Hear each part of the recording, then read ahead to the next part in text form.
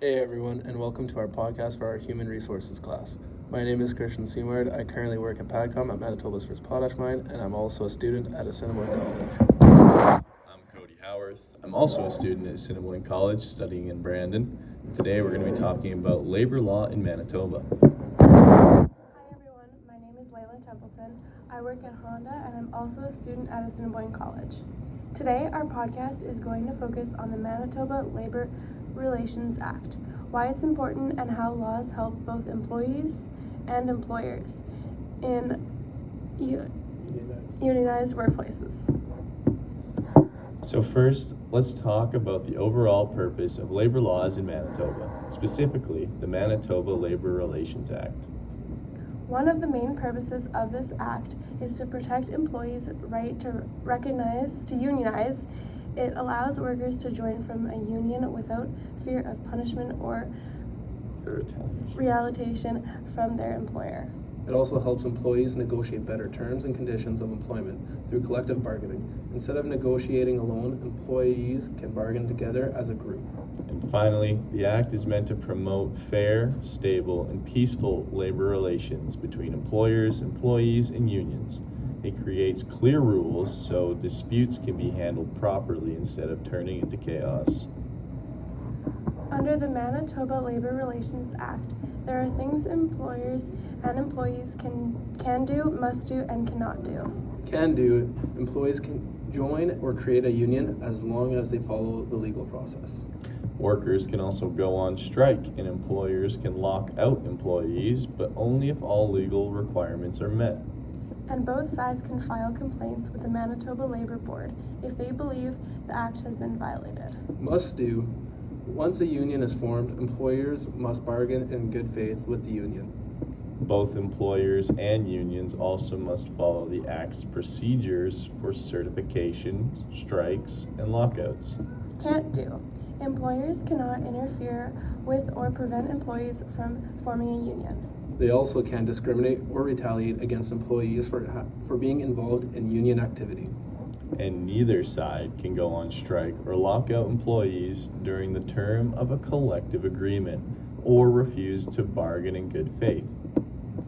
The Manitoba Labor Relations Act focuses on the relationship between employers, employees, and trade unions in ununionized workplaces. The main goal is fair collective bargaining, protecting the right to unionize, and providing a way to resolve disputes through formal processes like grievance and arbitration. For this podcast, we're going to focus on two HR practice areas. One, managing employee performance, and two, terminating an employment contract. For the managing employee performance in a unionized workplace, the Act sets some clear expectations. Employers must respect the collective agreement that was negotiated with the union.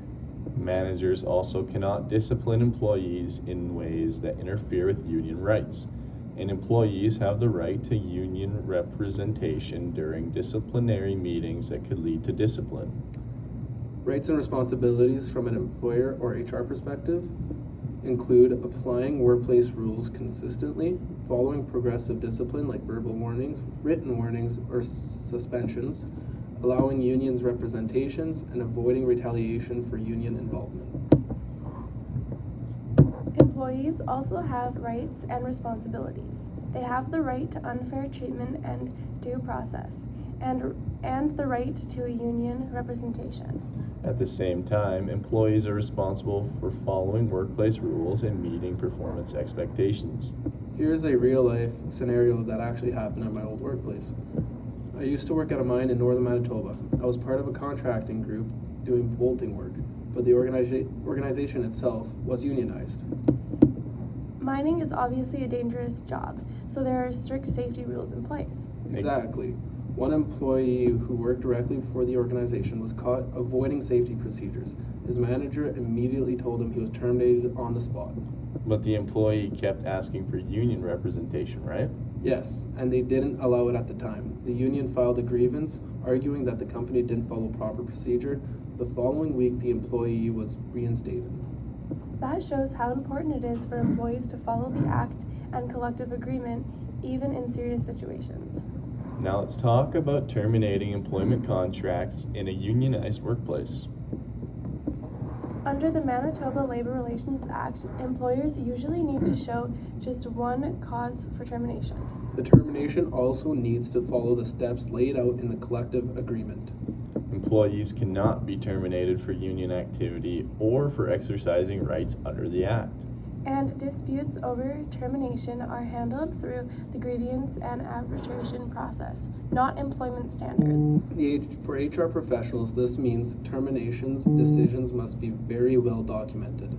HR must review the collective agreement before taking action.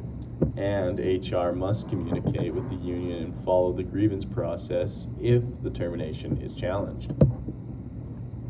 Here's a fictional scenario. An ununionized mining organization terminates a long-term employee for poor performance, but there are no documented warnings or performance improvement plans. The union files a grievance under the Manitoba Labor Relations Act.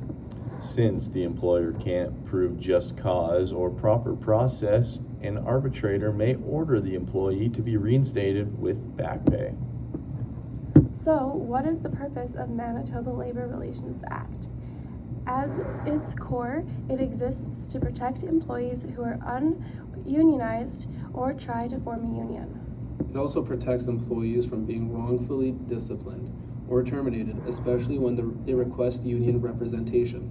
This act is extremely important for HR professionals and managers because it directly affects how they manage performance, discipline, and termination in unionized workplaces. HR must ensure all decisions comply with the collective agreement and do not interfere with union rights. Failing to do so can lead to unfair labor practice complaints. For employees, the Act provides protection, fairness, and a voice through union representation and collective bargaining, including wages, vacation, and job security. Not understanding the Manitoba Labor Relations Act can have serious consequences. Employers may face grievances, arbitration costs, reinstatement orders, and back pay. And employees who don't understand the Act may miss opportunities to assert their rights or seek union support. Overall, understanding the Manitoba Labor Relations Act helps promote fairness, accountability, and stability in Manitoba workplace.